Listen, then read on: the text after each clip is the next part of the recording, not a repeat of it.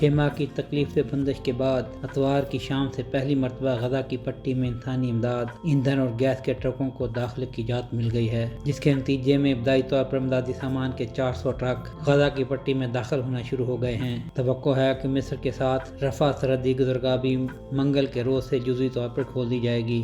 فلسطینی شہریوں کے مطابق تباہ شدہ پٹی کے لیے امداد کا بہاؤ امریکی صدر ڈونلڈ ٹرمپ کے 2 سال پر محیط غزہ جنگ کے خاتمے کے منصوبے میں سب سے نمایاں کامیابی ہے۔ ہر میڈیا کی رپورٹس کے مطابق امدادی سامان کے ٹرکوں کی غزہ میں آمد کا سلسلہ جاری ہے۔ امدادی سامان کی آمد و رفت اور شہریوں کی واپسی میں سہولت کے لیے مصر کی جانب سے رفح کراسوں کو دوبارہ کھولنے کے لیے انتظامات بھی کیے جا رہے ہیں۔ رپورٹس کے مطابق خوراک اور انسانی امداد لے جانے والے ٹرک اتوار کی شام سے ہی مصر کی جانب سے رفح کراسنگ سے کرم ابو سالم کراسنگ اور وہاں سے غزہ کی پٹی میں داخل ہونے لگے تھے، جبکہ گزشتہ مارچ کے بعد یہ پہلا موقع ہے کہ امدادی سامان کے ٹرکوں کے شدید بہاؤ کی وجہ سے العوجہ کراسنگ کو بھی استعمال کیا جا رہا ہے۔ پہلے مرحلے میں غزہ کی پٹی میں داخلے کی تیاری میں مصری جانب کی رفح کراسنگ سے 90 ٹرکوں کو کرم ابو سالم اور العوجہ کراسنگ تک پہنچایا گیا۔ اسرائیل اور حماس کی 2 سالہ جنگ کے خاتمے کے لیے امریکی صدر ڈونلڈ ٹرمپ کے 20 نکاتی منصوبے کے پہلے مرحلے پر اتفاق معاہدہ طے پانے کے نتیجے میں مصر میں رکے ہوئے امدادی سامان کے 2000 کے لگ بھگ ٹرکوں کی غزہ آمد رواں ہفتے کے دوران مکمل ہو جائے گی۔